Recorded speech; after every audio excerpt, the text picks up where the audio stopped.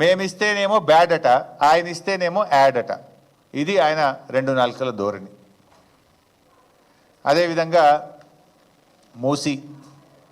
మూసీ విషయంలో ఆయన గారు ఏం మాట్లాడిందో కూడా మీ అందరికీ తెలుసు. ఇది ముఖ్యమంత్రి అయినాకనే మార్చిన మాట. ఇంక ఇది ప్రతిపక్షంలో ఉన్నది కూడా కాదు. మూసీ విషయంలో ముఖ్యమంత్రి అయినాకనే మాయా మశ్చంద్ర మాటలు చూస్తే అది నోరా మోరే అనిపిస్తుంది. ఒక్కసారి చూడండి. పరివాహక అభివృద్ధి కోసం 5 ఏళ్లలో 1,50,000 కోట్ల రూపాయలు 1,50,000 కోట్ల రూపాయలతోని ప్రణాళికలు సిద్ధం చేసి, మరి 1,50,000 కోట్లు అనేది ఎక్కడి నుంచి వచ్చింది? 1,50,000 కోట్లు అనేది ఎక్కడి నుంచి వచ్చింది? సుందరీకరణ అనేది ఎక్కడి నుంచి వచ్చింది? మూసి చూసింది కదా భాయ్ సాబ్, తన నోటితోని తానే 1,50,000 కోట్లని నొక్కి నొక్కి చెప్పిండు. మళ్ళీ ఆ తర్వాత 1,50,000 కోట్లు అనేది ఎక్కడి నుంచి వచ్చిందని మిమ్మల్ని అడిగిండు విలేకరుల సమావేశంలో.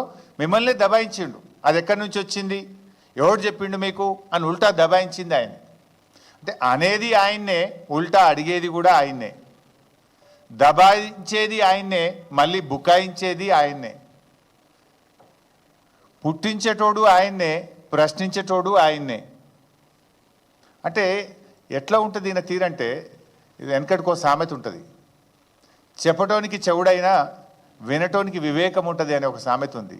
కనీసం ఆ ఇంగిత జ్ఞానం కూడా రేవంత్ రెడ్డి గారికి లేకపోయింది. నేనే చెప్పినాను కనీసం ఉండాలి కదా ఆయనకు.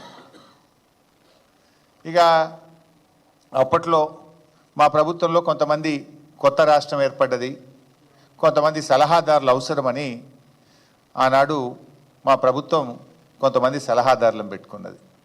ఆ రోజు ఈయన కోర్టులో కేసేసిండు. అసలు ఇంతమంది సలహాదారులు అవసరమా, వీళ్ళ క్యాబినెట్ ర్యాంక్ ఎట్లా ఇస్తారు, వీళ్ళకి స్టేట్ మినిస్టర్ ర్యాంక్ ఎట్లా ఇస్తారు, ఈ సలహాదారులంతా వేస్టు అని స్వయంగా రేవంత్ రెడ్డి మన హైకోర్టులో కేసు వేసిండు. ఆ కేసు ఈరోజు కూడా నడుస్తుంది. Still that matter is pending in the high court. మరి సలహాదారులు వద్దని, సలహాదారులకు క్యాబినెట్ ర్యాంక్ ఇవ్వొద్దని హైకోర్టులో కేసు వేసేటప్పుడు మనం ఏం చేస్తాం? ప్రమాణం చేస్తాం. విల్ గివ్ ఎన్ అఫిడవిట్ ఏమిస్తాం? రాజ్యాంగం మీదనో దేవుడి మీదనో ప్రమాణం చేసి మనం అఫిడవిట్ ఇస్తాం. నేను చెప్పేదంతా నిజం, నేను చెప్పేదంతా కూడా నాకు తెలిసి నేను కరెక్టే అని అఫిడవిట్ ఇస్తాం హైకోర్టులో. అఫిడవిట్ ఇచ్చి హైకోర్టులో వేసిన రేవంత్ రెడ్డి ఇలా ఏ రకంగా సలహాదారులను అపాయింట్ చేసిండు, పార్టీ ఫిరాయించిన వాళ్ళకు కూడా క్యాబినెట్ ర్యాంకులు ఇచ్చుకుంటా ఏ రకంగా సలహాదారులు ఇచ్చిండో మీకు తెలియదా భాయ్ సాబ్? Is it not double standard? ఒకసారి అది కూడా చూద్దాం. అది హైకోర్టు కేసు, లెఫ్ట్ సైడ్. ఇటువైపు ఏమో క్యాబినెట్ ర్యాంక్ ఆర్డర్, ఈ ప్రభుత్వం ఇచ్చిన ఆర్డర్.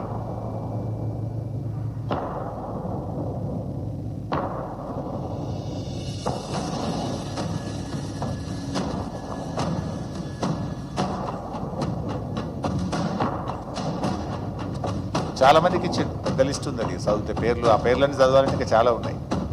అంటే ఇప్పుడు ఆయనే సమాధానం చెప్పాలి. హైకోర్టులో నువ్వే అఫిడవిట్ ఇచ్చినావు, నీ సంతకంతో నువ్వు అఫిడవిట్ ఇచ్చినావు, క్యాబినెట్ ర్యాంక్ ఇది అన్యాయం, తప్పు, ఇది అన్కాన్స్టిట్యూషనల్ అన్నావు. ముఖ్యమంత్రి కాగానే మారిపోతుందా? ఇప్పుడు దీనికి ఆయనే సమాధానం చెప్పాలి.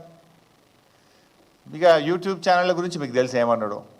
ఆ రోజేమో యూట్యూబ్ ఛానళ్ళు చాలా గొప్పవి, మీరే గ్రేట్